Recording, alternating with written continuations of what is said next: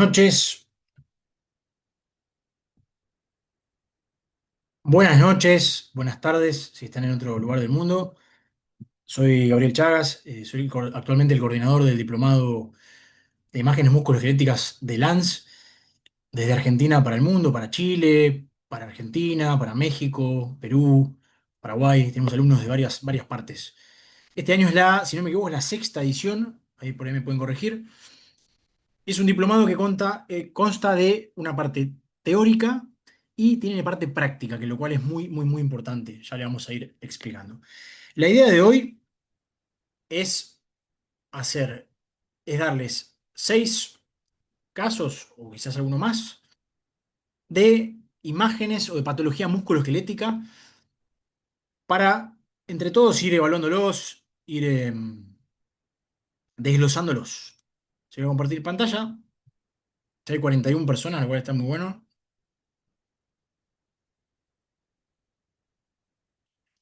Vamos a compartir pantalla. La idea es hacerlos participar también.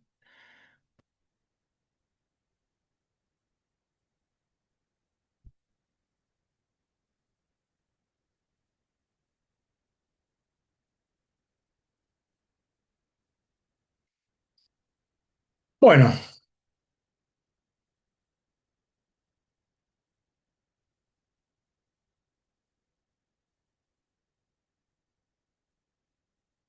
bueno, ecografía versus resonancia en patología musculoesquelética. ¿Quién gana realmente? ¿Quién es mejor? ¿Cuál es mejor? ¿Hay alguna que es mejor o no? Ahora lo veremos. Entonces, un webinar de casos de patología musculoesquelética. Mi nombre es Gabriel Chaga, soy médico especialista en diagnóstico por imágenes. Vivo en Posadas, Misiones, Argentina. Para los que no son de Argentina, es a 1000 kilómetros al norte de Buenos Aires. Y me desempeño en mi consultorio propio, en donde hago ecografía, diagnóstica y terapéutica. También informo algo online de otros métodos diagnósticos. También estamos en el grupo de trabajo CISEM, que es un centro de endocrinología y metabolismo, que en realidad oficialmente empezaremos a hacer eco ahí a partir de la semana que viene.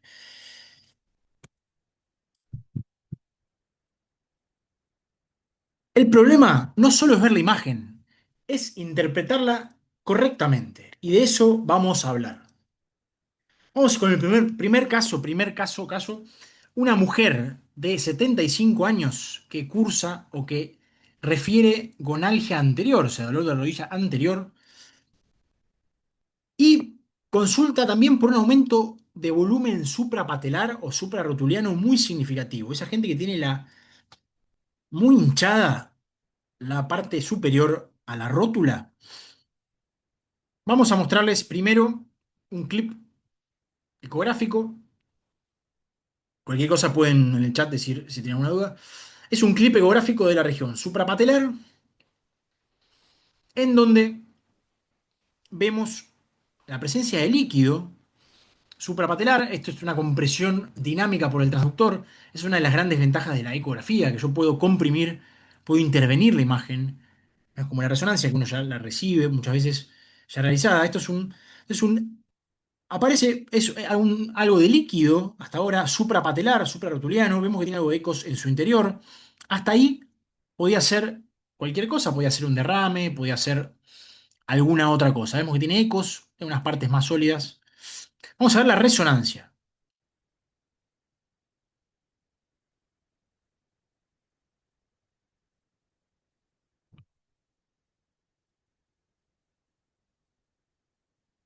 O sea, la resonancia vamos scrolleando en la resonancia. Les voy a mostrar las 3 secuencias de resonancia y vamos a ver qué les parece. Vemos de vuelta este corte. Bueno, pasó a la siguiente. Vamos a ver de vuelta el axial.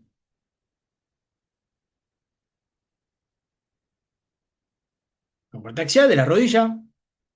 Mírenlo bien, me van a decir qué les parece.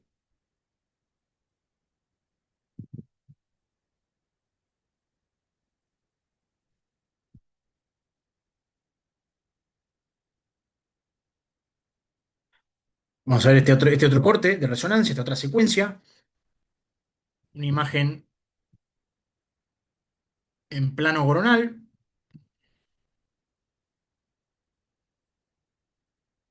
Vamos a ponerla de vuelta. Bueno, ahí viene un sagital.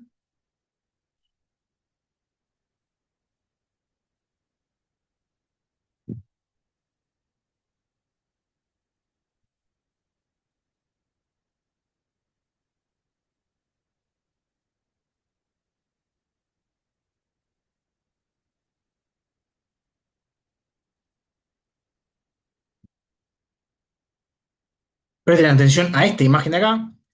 Plano sagital, paciente con la rodilla, una- un aumento de volumen significativo a nivel suprapatelar.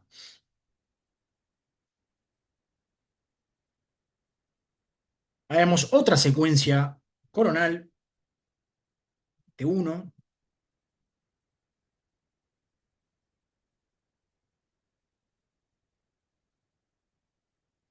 Bueno, esta es la imagen de la ecografía. Quiero que me digan en el chat o hablando qué les parece. Este primero vamos a ser participativo. ¿Qué les parece?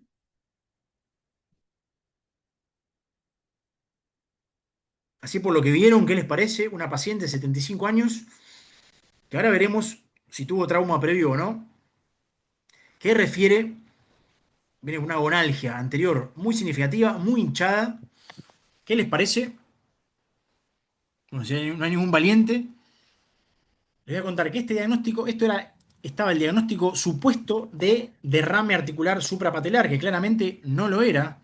Lo que fue un hematoma suprapatelar circunscrito. Este hematoma fue drenado parcialmente, ya estaba medio evolucionado. La verdad que está bastante confinado, circunscrito con contornos definidos.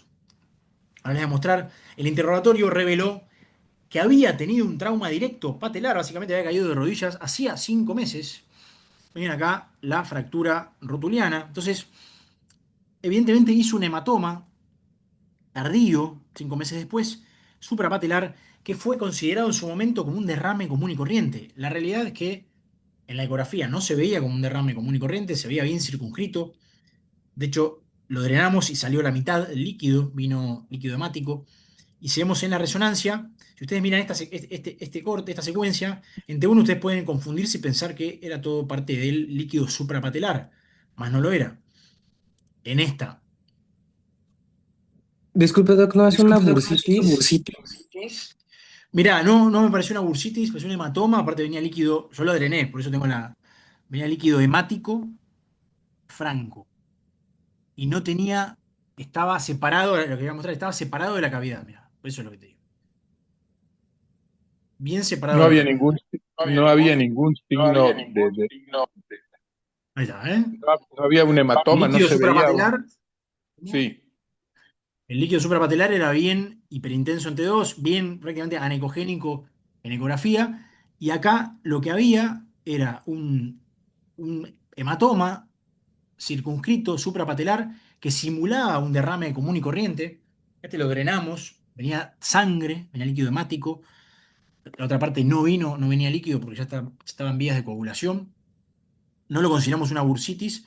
La parte del receso suprapatelar, propiamente dicho, era un líquido articular, o sea, esta parte de acá abajo era líquido articular, bien anecogénico, bien como cualquier líquido que pueden encontrar en muchas personas. Y la parte superior, que estaba separada, era bien de contenido hemático. Obviamente podía ser previamente una bursitis, pero en este caso tuvimos la posibilidad de drenarlo parcialmente y confirmar que venía líquido hemático. Y sí, tenían además antecedentes. se lo observa como trabeculado, digamos, en la ecografía, que es lo Claro, que daría la totalmente. impresión de que es un hematoma. Lo que yo quiero saber es si no había a nivel de piel ningún signo que pudiera hacer sospechar que fuera un hematoma por un traumatismo. A nivel de piel, en este momento, 5 meses después, no. No. Cuando fue el traumatismo 5 meses antes, sí, ahí tenía una fractura. Esto fue algo tardío, es más, en un momento se había hecho una infiltración hacía un mes con hialurónico por un traumatólogo, y en un momento le atribuían el hematoma a esa infiltración. Después se demostró que no, que esto era previo a la infiltración. Una infiltración sin guía ecográfica, ¿no? Le habían hecho en su momento con Singal, que viste que era el único con corticoide. Y en un momento le atribuyeron el hematoma a una iatrogenia, que después, por suerte, se demostró que no. que fue previo a la infiltración con hialurónico. Entonces, había en el momento del golpe, 5 meses antes de esto fue en enero más o menos, en el momento del golpe, el trauma directo de rodillas, ahí sí había signos cutáneos, estuvo la fractura rotuliana y después se apareció esta imagen que podía tranquilamente confundirse con un derrame suprapatelar, como cualquier persona puede tener, pero en este caso había algo más, que era un hematoma suprapatelar circunscrito y en vías de organización. Después le hicimos una eco 2 semanas después, estaba más organizado todavía. Así que bueno, ahí están viendo, actualmente están viendo cómo tratarlo con varios kinesiólogos y a ver cómo se puede disolver ese hematoma para no entrar en la vía quirúrgica, ya no quiere operarse. Entonces, esto se veía, esto es de diciembre.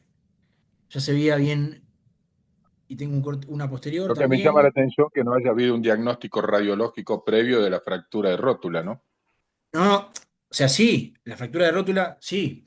La paciente se fractura la rótula 5 meses antes, en agosto. Tiene el diagnóstico con esta placa que está acá.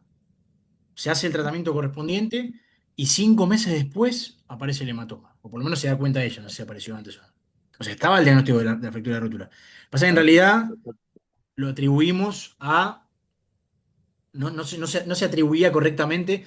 Y esto también es lo importante de las imágenes, que a veces a nosotros nos aparecen pacientes que no tenemos muchos datos previos, vemos la imagen, y entonces uno va reconstruyendo, va tirando de la madeja y aparecen datos previos. En este caso estaban casi, casi echándole la culpa al pobre traumatólogo, y bueno, al final no tenían la culpa. Ya estaban diciéndole que había sido iatrogénico, porque por la infiltración, a ciegas, y no, la verdad que por suerte no fue por eso. La edad también. Bueno, excelente. Entonces, no todo.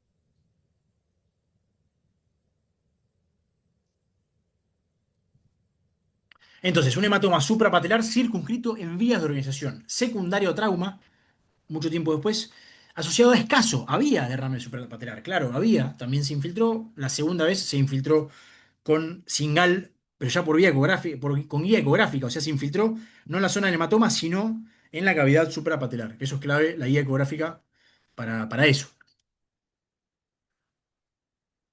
Entonces, lo importante es que no todo lo anecoico o anecogénico, o en su defecto, no todo lo hiperintenso en T2 es derrame articular. Puede haber otras cosas, como un hematoma en fase precoz, entre otras cosas. Una bursitis también, pero en este caso no era bursitis. Vamos al caso 2, la famosa rodilla del saltador. Era un atleta de CrossFit de 30 años, que también es profesional de la salud. Tenía dolor a la extensión de pierna y la contracción del cuádriceps. Se hace una resonancia. Acá vamos a mostrar Tengo dos secuencias de resonancia. Vamos a mostrar y me van a decir qué les parece. Se hace una resonancia.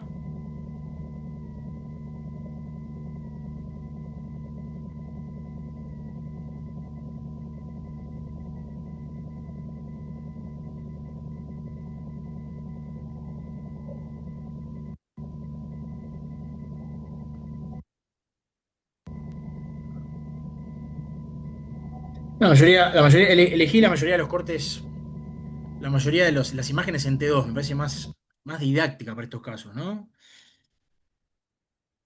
Bueno, entonces acá un axial.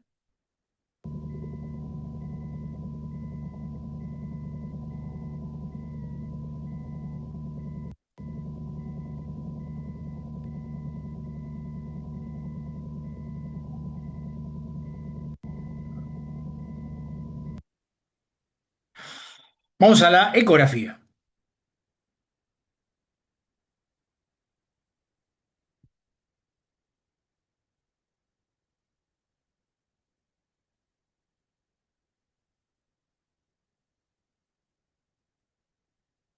En la ecografía, esto, para los que no hayan hecho eco, es un corte longitudinal al eje largo del tendón rotuliano. Esto es superior, inferior, superficie, profundidad. Ven que tiene una ligera. Lo bueno de la ecografía es que yo puedo maniobrar dinámicamente al paciente, apretarlo, preguntarle, cosa que por ahí con la resonancia no. La resonancia ya viene hecha. A veces podemos intervenirla, pero a veces no. Entonces, la ecografía.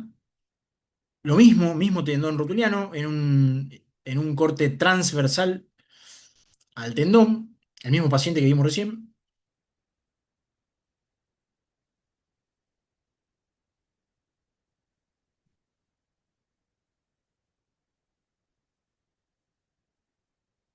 Ahora vamos a analizar las imágenes. Y por último, lo mismo, pero con algo de contracción y relajación del cuádriceps.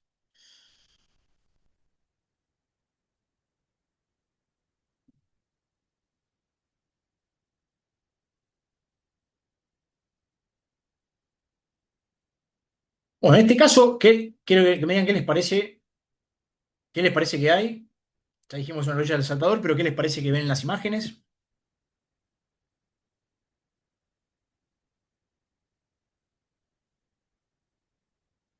Bueno, les voy a decir, vemos un engrosamiento significativo del tendón rotuliano proximal. Veamos cómo tiene calcificaciones también y está asociado a una irregularidad, una disrupción en verdad de la cortical del polo inferior de la rótula, de la patela. Pero lo importante del caso este es que el paciente ya sabía que tenía una tendinopatía rotuliana, pero como con la ecografía en este caso, superó a la imagen de la resonancia. Por varios motivos. Porque primero que intervengo yo, le hago contraer, relajar a mi gusto y piacere, ¿no? Pero ven cómo se ven las fibras. Yo tengo que ver este patrón tendinoso, que eso lo veremos en una clase especial de patrones ecográficos. El patrón ideal es estas fibras blancas brillosas paralelas. Y ven que acá el sector más profundo del tendón rotuliano está hipocoico con interrupción del patrón, con estas calcificaciones. Y ven que en la resonancia ¿Hay una rotura parcial del rotuliano? hay también una rotura parcial exactamente del rotuliano. Es un combo de, yo creo, tendinopatía, entesopatía, disrupción de la cortical rotuliana. Del- de la De hecho, patela. acá se ve bien, claro, de la cortical del hueso rotuliano, exacto. Ahí se ve bien. Pero en este caso, mira, acá se ve un edema óseo en esta secuencia, en el sagital. Se ve edema óseo, está informado de hecho como con edema óseo, interrupción de la cortical. Pero en este caso, la ecografía echa mucho más, si están las calcificaciones ahí, la ecografía echa mucho más luz sobre el tema, además de las maniobras dinámicas, la posibilidad de ponerle peso, lo que sea. Entonces, este es un caso de que tenía un diagnóstico ya por resonancia, pero con la ecografía se pudo ampliar bastante. Entonces, una tendinopatía rotuliana con proximal, con disrupción parcial, o sea, con rotura parcial también asociada, y con compromiso de la cortical de la patela o de la rótula. Cómo la eco dirigida puede darle la posibilidad incluso de guiarse o guiarlos para infiltrar. Ustedes ven acá y pueden guiarse perfectamente para infiltrar. Ven acá la interrupción de la cortical de la patela que se veía en la resonancia, se veía como una interrupción con edema óseo. Acá se puede ver en este caso bastante bien. Y acá es lo que dice, lo que dijo acá el doctor. Acá vemos está la flecha, la pequeña interrupción parcial del patrón, una rotura parcial ahí del rotuliano.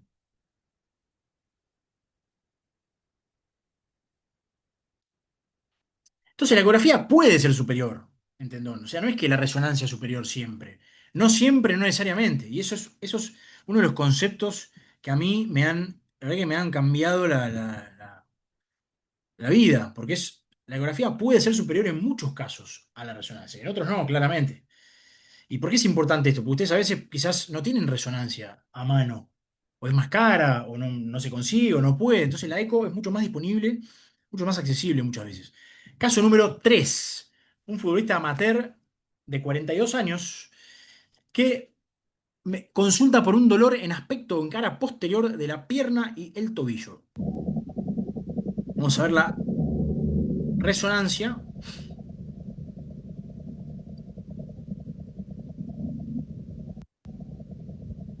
Vamos a ver la resonancia y presten atención a esta zona de acá.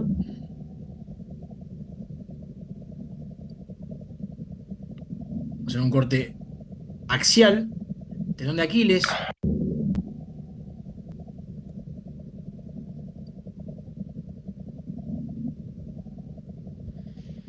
Este caso es un tendón de Aquiles, que a priori estamos todos de acuerdo, está engrosado, tiene un ahombamiento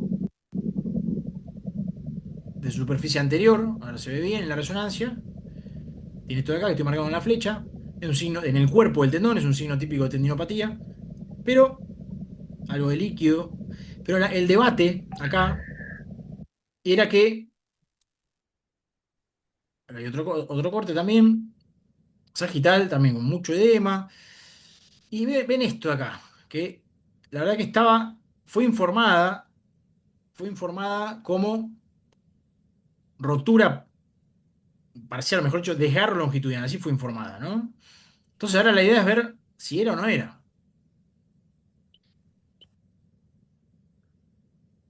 Entonces acá, entonces la reso informa, describe, mejor dicho, un desgarro longitudinal del Aquiles. Eso es lo que viene en el informe. Entonces, bueno, viene este paciente que también es colega, le hicimos lo vio un kinesiólogo y le hicimos una eco.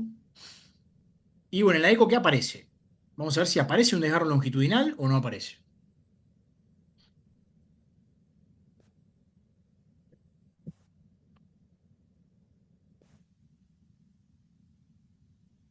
Esa imagen blanca, o sea, hiperintensa que aparecía en medio del tendón, ¿era un desgarro longitudinal así como describían o no? ¿Qué les parece? Viendo esto ahora vamos a mostrar otro. Esto es un video, un clip esto es transversal al eje longitudinal del tendón. Le ponemos algo de Doppler. Esto es otro. Ahí está. Parece una Vamos a colección ver de ahí cine. la antesis. Tiene unos entesofitos. Y ahí vemos. Igual no era en la inserción, en la zona donde le molestaba, era en el cuerpo del tendón. Y ahí creo que va para arriba. Este es un corte longitudinal al eje longitudinal, mejor dicho, del tendón.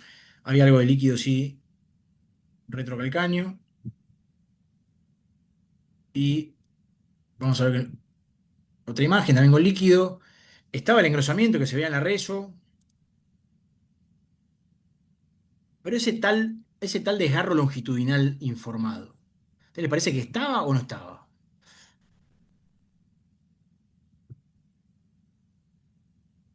Bueno, la realidad es que no, a mí no me pareció que estaba el desgarro longitudinal. Entonces, ¿qué pasa muchas veces? Quizás había un edema o hubo alguna lesión y a veces en la resonancia queda esa señal hiperintensa y puede sobreinformarse o confundirse con un desgarro más grande de lo que es.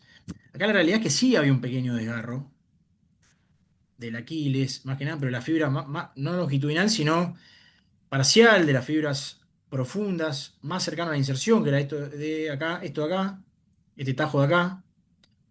No era un desgarro longitudinal como tipo, como un tajo, como describían en la resonancia. Obviamente el paciente estaba con dolor, pero ¿cómo cambia eso la conducta? Cambia el tratamiento, cambia el enfoque. Esto lo estaba tratando un kinesiólogo. Entonces el tratamiento fue mucho menos intensivo, con algo de líquido, lógicamente. Entonces, ¿cómo a veces se sobreestiman, a veces sobreestiman lesiones en la resonancia, que obviamente que está buenísimo poder hacer la resonancia, pero ustedes con una ecografía que es mucho más accesible, mucho más económica, pueden complementar, no reemplazar obviamente la resonancia, sino complementarla. Y a veces pueden hacer una resonancia y hacer un control evolutivo con ecografía, que ese es el objetivo. Y la eco también está bueno que si ustedes, los que son kinesiólogos, traumatólogos, pueden hacerla también ustedes, pueden no depender de otro que la haga, pueden ver, pueden guiarse para infiltrar. Entonces, en este caso lo interpretamos como una tendinopatía del Aquiles, un derrame, una distensión, mejor dicho, algo de líquido en plano graso preaquiliano. Ahí aparece una disrupción del patrón, un desgarro parcial, pero claramente no longitudinal y no extenso. Entonces acá la ecografía mostró lo que la resonancia sugirió.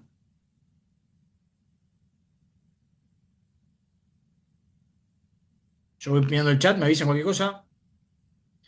Vamos al siguiente caso.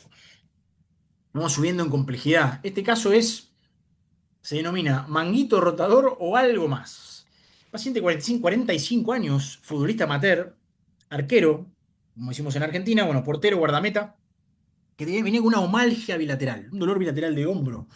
Ya del lado izquierdo había sido tratado, aparentemente con éxito, ahora vamos a decir con qué, y actualmente le predominaba el otro lado, derecho. Traía una ecografía hecha por otro colega en otro lado que decía tendinitis, así como dice, del supraespinoso. Bueno, en el informe decía eso, ¿no? No, no. Yo siempre decimos que la palabra tendinitis, bueno, yo particularmente no la uso porque en muchos casos es o tenosinovitis o tendinosis, pero que eso aprendí de fisiatras. La verdad que aprendí muchas cosas de médicos fisiatras que me echaron luz a muchos conceptos. Pero el tema es que la gente, obviamente, la gente dice tendinitis, pero me parece que no se puede poner un informe tendinitis. Primero, porque no es correcto, y segundo, porque es un término muy coloquial. Entonces, no puede poner tendinopatía, tendinosis, tenosinovitis, según corresponda. Bueno, en fin. Acá estaba en el informe legal, decía tendinitis. Entonces, el caso 4, la ecografía.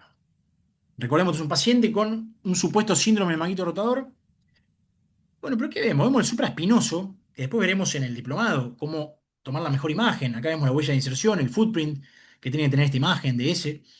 Un supraespinoso que tiene algún, obviamente no está perfecto, no está 0 kilómetros, no está nativo, tiene algo porque es un paciente que ha hecho deporte toda su vida. Entonces muchas veces no lo vemos perfecto al supraespinoso. Es raro, generalmente tienen algo tienen, pero claramente no venía de ahí la cuestión, no era del supraespinoso. Vemos el infraespinoso que se ve bien. Después veremos en el diplomado que hay varias técnicas, varias formas de, por lo menos, al menos dos formas de encontrarlo. Uno lo va aprendiendo con el tiempo. Esto es una curva de aprendizaje es larga, pero no es imposible. Entonces, bueno, y aquí viene la cuestión. ¿Qué viene acá y qué les parece? Hay una pista, hay una C y una A. Recordemos, omalgia bilateral tratada de un lado y ahora venía con el otro lado con molestias. Bueno, voy a mostrar la resonancia y me van a decir que ven. No es la resonancia del caso. Recuerden que es un supuesto síndrome del manguito rotador.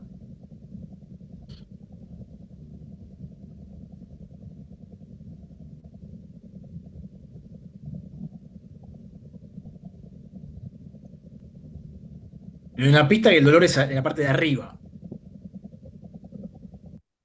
Una capsulitis acromia clavicular, ¿o no? Bien, estás ahí cerca, porque vas a ver que es algo que tibio, como decíamos en la primaria. Está cerquita. ¿Es la acromioclavicular? Sí. El origen. Yo acá ya tenía el diagnóstico, bueno, yo tenía el diagnóstico, yo jugué con trampita porque ya me lo habían derivado de Buenos Aires. Tenía el diagnóstico del otro lado. Entonces me dijeron, es tal cosa, lo tratamos de tal manera, ahora está contralateralmente. Bueno, entonces o sea, es un placer trabajar así porque ya viene, aparte por un buen centro. La ecografía donde mencionaron tendinitis la hicieron en mi ciudad, no en Buenos Aires. Bueno, acá lo que se ve sí es en la acromioclavicular, pero esto fue catalogado como una osteólisis acromioclavicular. O sea, ahí vamos a ver, ahora vamos a mostrarles bien.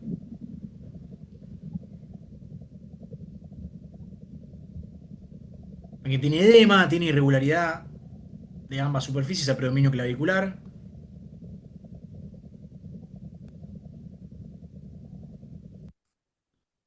Entonces, osteólisis acromioclavicular. Acá, ¿cuál es el tema? Es un dolor bien localizado en la acromioclavicular. La clave es que hay un edema óseo distal clavicular y o acromial en la reso. Hay una irregularidad cortical y puede o no haber Doppler en la eco, según el estadio, si es agudo o no tanto. Y la clave es que puede simular patología del manguito. Es frecuente en sobreuso o microtrauma repetitivo. En realidad no es tan frecuente, pero es frecuente. O sea, está. Entonces acá, ¿qué pasó? Acá el paciente por ahí podía llegar a seguir con un diagnóstico errado muchas veces. ¿Qué pasa? Acá el dolor por ahí está en la acromioclavicular, entonces el manguito puede ser inocente. En este caso tenía algo, pero no era la causa. Entonces esto es una de las causas, o es una causa, mejor dicho, una causa subdiagnosticada de omalgia. Y acá es clave. El problema no es que no la veamos, que no la buscamos. Muchas veces no se busca. Eso es terrible, porque uno de última puede ser descriptivo, puede ver, buscar, consultar. Perfil típico de estos pacientes pueden ser hombres en edad media. Está descrito, está asociado muchas veces en la literatura a gente que hace pesas. Algunos lo llaman hombro del pesista. Este no era el caso, pero bueno, también hacía esfuerzos físicos con sus brazos, un arquero. Trabajos manuales, microtrauma repetitivo, deportes con carga o impacto. Entonces, no solo del gimnasio, sino también del el día a día. ¿Cómo sospecharla clínicamente? Un dolor localizado. Esto es, el paciente te dice, me duele acá, doctor. Muchas veces nosotros, más que nada los que hacemos imágenes diagnósticas, a veces recibimos un paciente y uno hace el estudio de manera sistemática y el paciente dice, no, pero ahí no me duele, doctor. Y uno a veces lo mira como diciendo, "Uf". Y hay que escucharlos al paciente, porque a veces, a mí me ha pasado de ya despedirlo al paciente y me dijo, no, no, pero doctor, no me mira, que no es donde me duele acá. Y por ahí miraba de vuelta y encontraba algo. Entonces, muchas veces es escucharlo al paciente, que el paciente sabe, a veces estamos cansados, pero el paciente me dice, me duele acá. Y bueno, entonces puede simular un síndrome de manguito rotador, mas no lo es. Hallazgos ecográficos claves, irregularidad cortical clavicular, puede o no haber un derrame, un engrosamiento capsular, un Doppler positivo. Y acá vemos eso, vemos una distensión, un derrame, una irregularidad cortical, clavicular y en menor medida acromial, con mucha clínica de acromio clavicular. Entonces vemos en la resonancia edema óseo distal clavicular y o acromial, cambios inflamatorios en la articulación y el manguito, esto es lo importante, el manguito está normal o prácticamente normal o casi normal, ¿no? Muchas veces no tiene nada el manguito rotador, entonces eso es clave. Y el edema en la clavícula distal, al margen de la distensión capsular, al margen de lo que tienen a veces que vemos muchos pacientes con artrosis acromioclavicular, en este caso es un edema significativo y muy doloroso. Entonces una osteólisis clavicular. Entonces el gran error diagnóstico es muchas veces sesgarnos y decir, no, es un manguito rotador, solo eso. Entonces, ¿qué pasa? Por ahí lo tratan innecesariamente, el dolor persiste, paciente crónico. Entonces, muchos supuestos manguitos refractarios son o pueden ser patología, osteólisis de la acromioclavicular no diagnosticada. Bueno, acá en este caso lo que hay no es una artrosis, sino que es una sobrecarga, dolor difuso. Generalmente el manguito es dolor al elevar. En este caso, por ahí no tanto, es más al aducir, o sea, al acercar a la línea media, más que al elevar. Eso es una de las cuestiones claves. Yo me acostumbré por ahí de grande a, esto para los que hacemos, los que somos imagenólogos o los que hacen los tecnólogos médicos, hacer la semiología. Esto por ahí, si alguno de ustedes son traumatólogos o kinesiólogos, ya están acostumbrados a hacer la semiología. En nuestro caso, nos pasaba que no.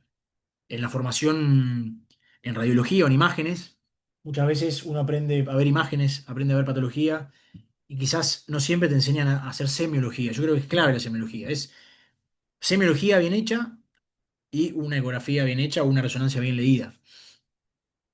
Es clave. Entonces, pero esto es muy importante. Uno no diagnostica lo que no conoce, y esto es clave. Si yo no lo conozco, no lo voy a diagnosticar. No se me va a ocurrir, no lo voy a pensar. Hoy, por suerte, hay muchas herramientas para conocer, hay muchos avances tecnológicos. Antes era solo los libros, hoy hay muchas herramientas online que nos permiten, dándole las instrucciones necesarias, inteligencia artificial, por ejemplo, poder obtener diagnósticos impensados. Obviamente uno tiene que poner su parte, ¿no? Bueno, entonces seguimos con el caso 5. Este es un varón de 50 años con omalgia crónica. La verdad que él refiere, y él sí refiere tendinitis, porque está bien que lo diga él, pues es un término coloquial. Entonces él refiere a la tendinitis severa del manguito rotador. Bueno, realizó kinesiología, muchas sesiones sin éxito. La verdad que sin éxito realizó kinesiología. Bueno, acá vemos una ecografía en donde tenía, por un lado, del supraespinoso una irregularidad del footprint o de la huella de inserción. Por otro lado, tenía que acá tenía una lesión, una disrupción, un desgarro, mejor dicho, de espesor completo y ancho parcial. O sea, ya veremos en el diplomado que no es un desgarro completo, tampoco es un desgarro parcial. Compromete a todo el espesor del tendón, más no a todo el diámetro anteroposterior. Y esto es importante porque puede variar el tratamiento. Ahora veremos. Cuando es un desgarro completo, con o sin retracción, estamos todos de acuerdo que el tratamiento quizás pueda ser menos conservador.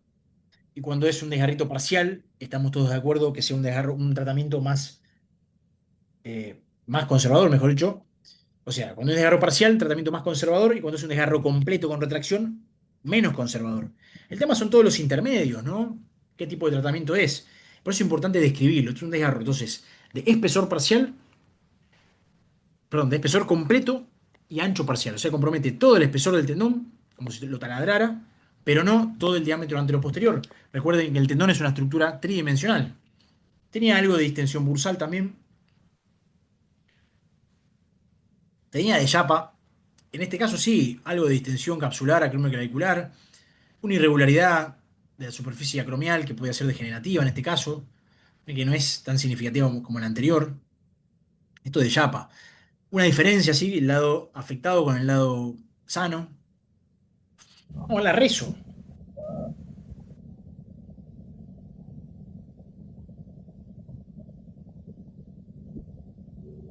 Voy a mostrar la rezo.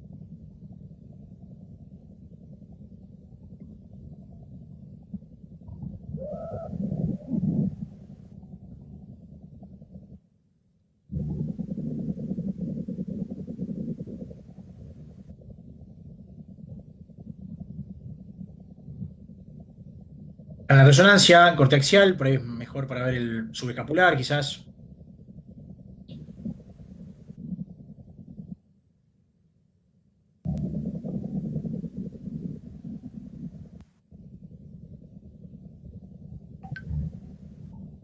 En sagital, la acromioclavicular tenía algo de irregularidad, pero no tanta como la anterior.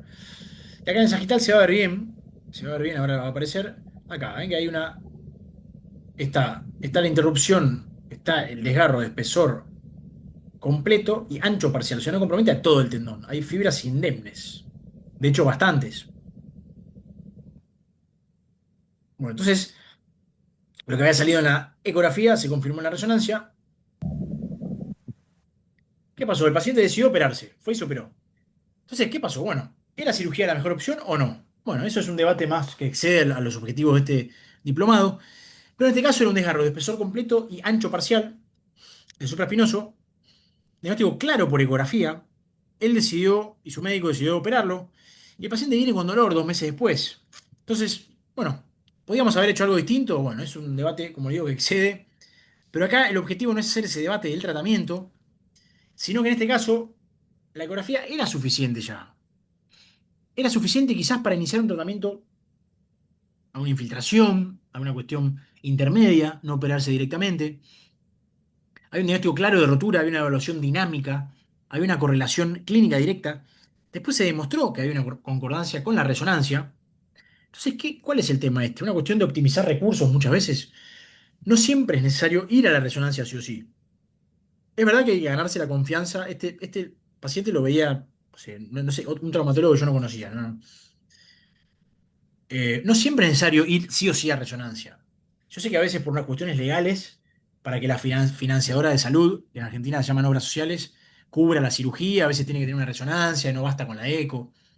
Pero la realidad es que acá estamos hablando de optimizar recursos, a veces quizás hacerle ahorrar dinero al paciente y al sistema, dejarle el lugar de la resonancia a alguien que realmente lo necesite, y poder ganar tiempo, porque la resonancia no es que se consigue de un día para el otro. No estamos en Estados Unidos acá, donde se consigue todo fácil la resonancia. No, acá quizás a veces cuesta conseguir turno.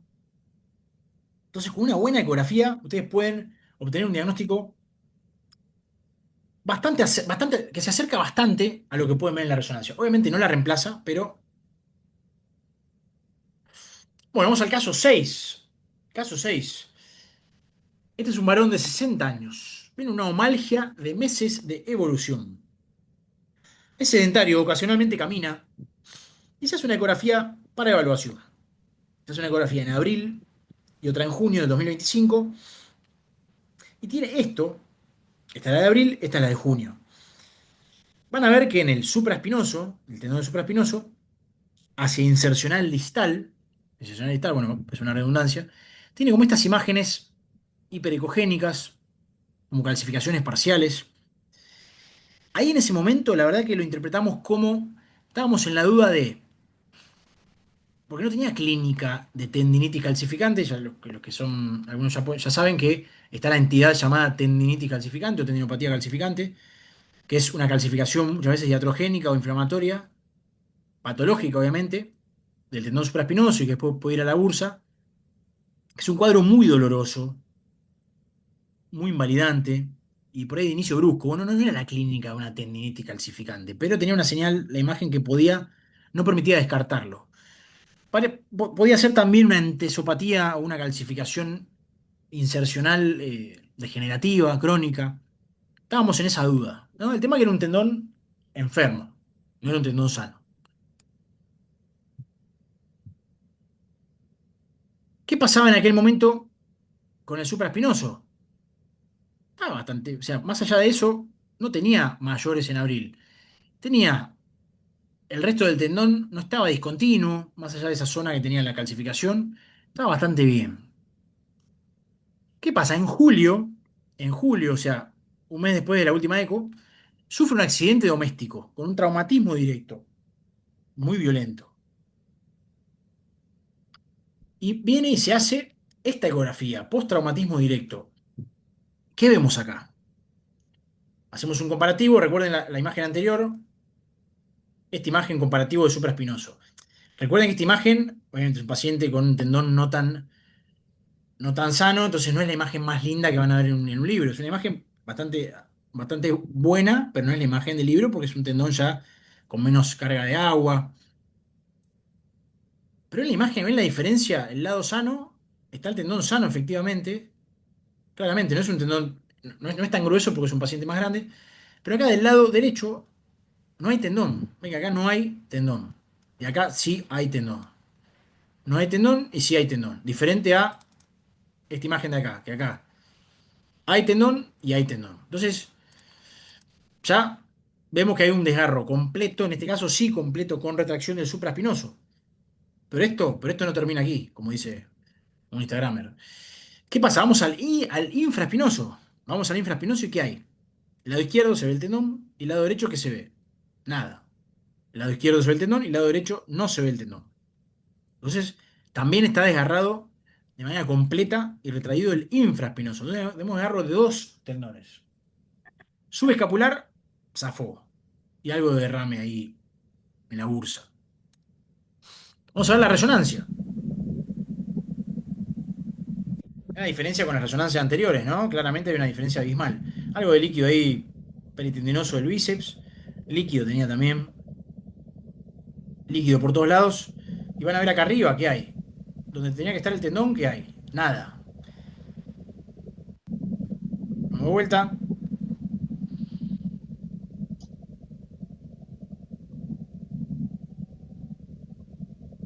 Tenía que estar el tendón acá y no hay nada. Está retraído, está cortado y retraído el tendón. Y también afecta al infraespinoso. Ambos tendones. Vamos a ver el axial, que nos va a ayudar mucho a ver. Va a echar un poco más de luz, pero también nos va a ayudar. Líquido también la vaina del tendón del bíceps. Vemos que el subescapular está indemne. Y después todo líquido. Los tendones, el infraespinoso y el supraespinoso, cortados y retraídos.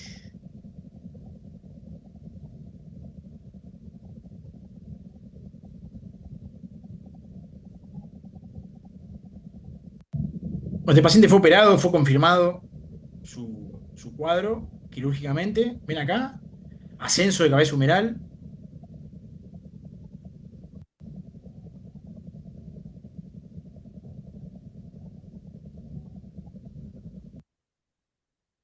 Entonces, ¿qué pasaba? Acá había un factor predisponente oculto, una tendinopatía cálcica o, en su efecto, una entesopatía, con una imagen hiperecogénica con sombra acústica posterior. Está ubicada en la situación, en la huella de inserción del supraespinoso y era compatible con una calcificación crónica estable. No todo empieza con el trauma, en este caso había ya una cuestión que le predisponía a la rotura. Calcificación densa, probablemente fase formativa o crónica, engrosamiento tendinoso asociado, que me causaba una alteración estructural previa del tendón, o sea, es un tendón que ya estaba dañado antes del traumatismo, tendón vulnerable. Esta tendinopatía disminuye la elasticidad, genera rigidez focal, altera la biomecánica, entonces es un tendón que tiene más riesgo de rotura ante cualquier trauma. ¿Qué pasó realmente? Entonces, tendón previamente alterado, con menor capacidad de absorción de carga, entonces ante un traumatismo es una rotura masiva del supra e infra. El trauma fue el desencadenante, no la causa primaria. Entonces, ¿qué pasa? Muchas veces había una historia previa, busquemos siempre signos de enfermedad tendinosa y la eco puede detectarlo.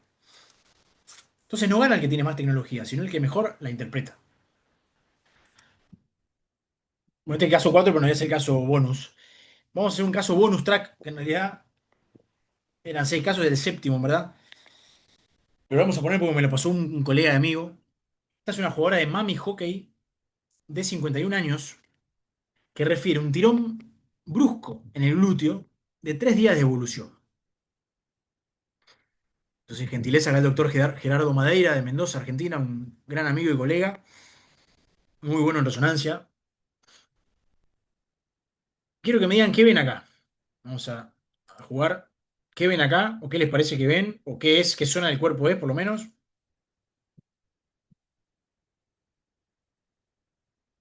Dijimos, fue un tirón brusco en el glúteo o debajo del glúteo. Bueno, ningún valiente. Bueno, entonces esta paciente tuvo algo que es bastante grande, que es una desinserción, una rotura de tendón conjunto, bíceps semitendinoso y además de yapa arrancó el semimembranoso. Es una lesión bastante grosera, bastante grande, que muchas veces tiene que resolverla de una manera no conservadora, claramente. Pero ven como acá está el tendón retraído, cortado, o sea, cortado y retraído.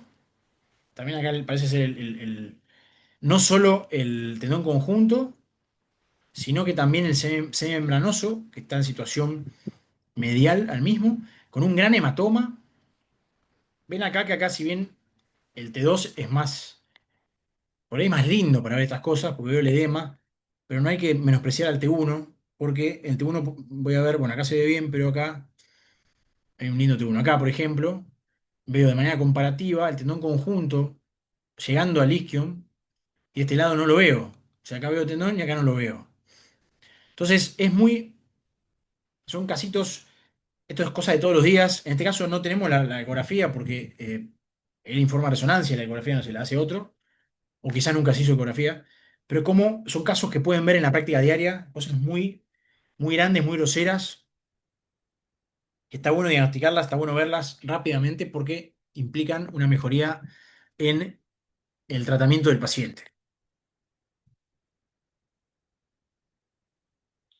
Entonces, es una desinserción de un conjunto isquiotibial con hematoma, con retracción, que ustedes deberían cuantificarla. También quizás medir el hematoma. Compromiso asociado del semimembranoso. Entonces, no es un desgarro cualquiera, es una lesión de origen. Bueno, ¿qué diferencia un experto? No alcanza con decir desgarro de isquiotibiales, sino que hay que decir qué tendón está comprometido, cuántos se retrajeron, si es que se retrajeron, si hay alguno preservado o no, y ver también un poquito lo macro. Un diagnóstico correcto, entonces deriva en una decisión correcta. Parece una frase marketinera, pero no lo es. Gracias por su atención y ahora la gente de Lance les va a contar un poquito de qué se trata el diplomado. Y Exactamente, doctor. Bueno, muchas gracias por la clase. Claramente fue una clase estupenda. No sé qué opinan los chicos, pero me gustaría, bueno, que eso lo puedan comentar también en el chat. Y sí, sí, antes de cerrar, denme un minutito que les voy a compartir la pantalla.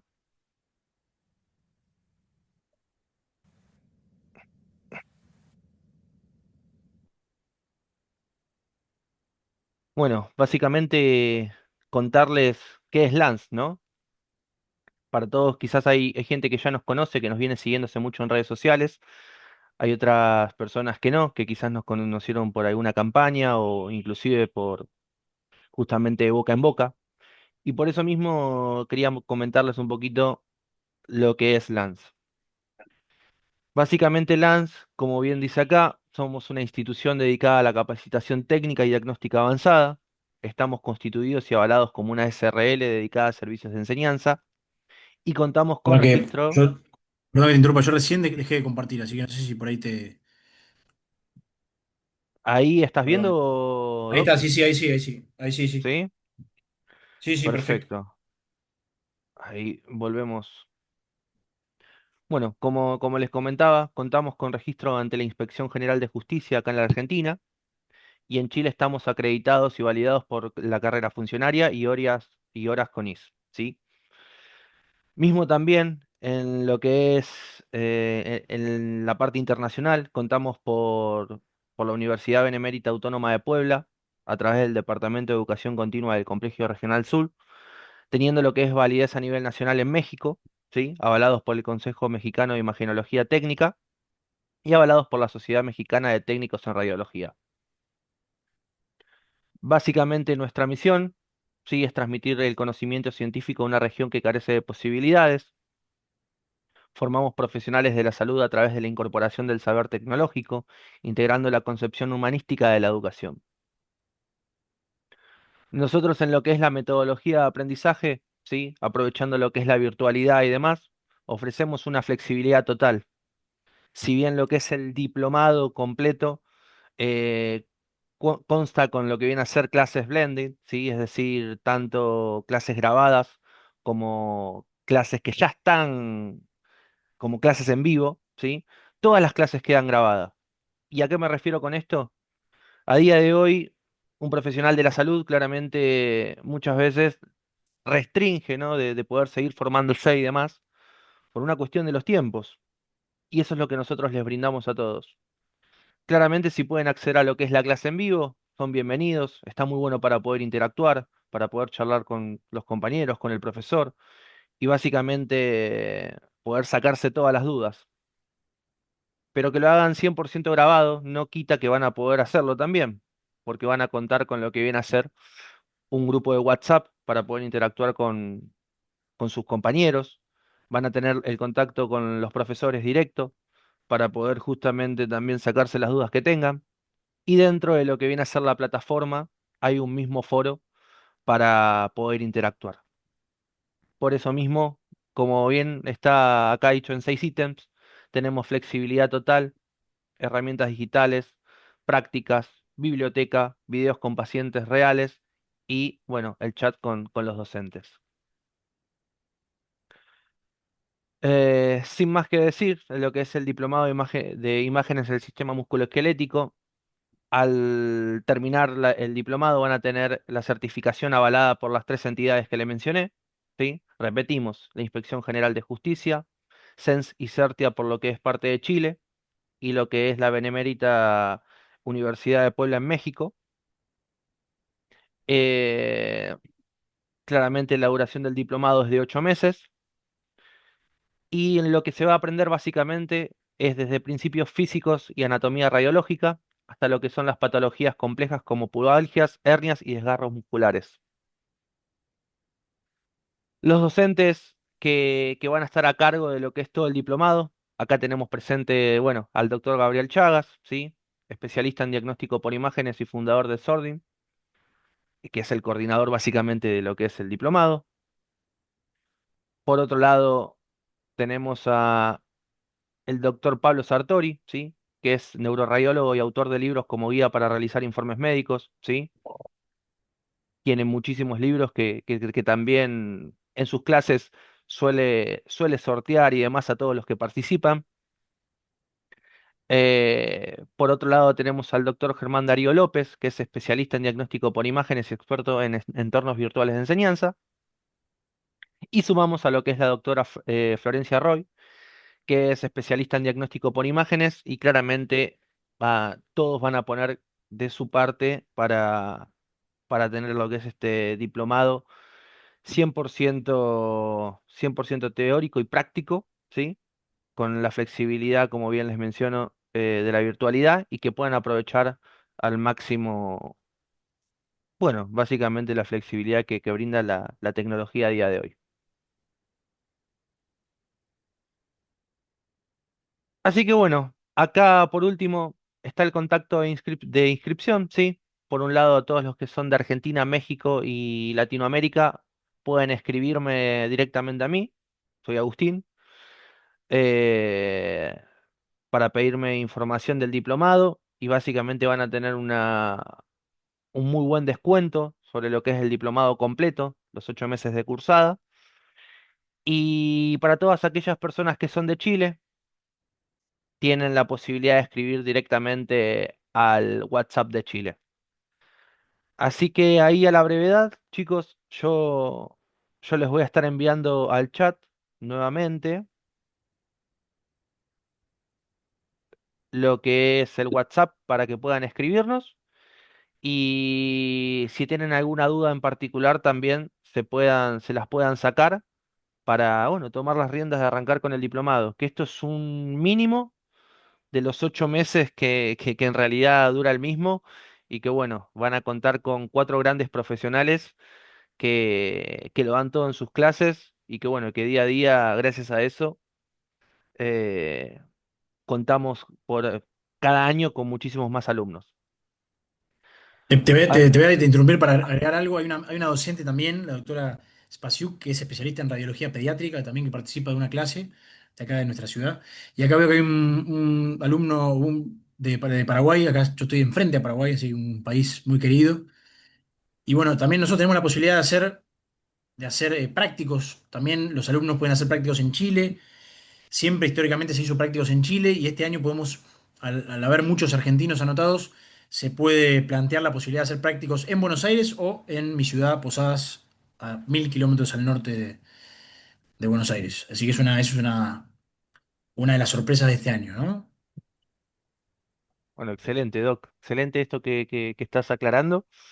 Eh, y bueno, no sé si hay algo más para poder compartir. Yo creo que brindé toda la información correspondiente. Sí, obviamente, como bien digo, si tienen alguna duda en particular respecto a todo, me pueden escribir directamente. Ahí yo ya les dejé para todos los de Argentina, México y Latinoamérica mi WhatsApp. Y para los que son exclusivamente de Chile, les dejé el WhatsApp de Chile para que directamente puedan escribir al sector de ventas de ahí.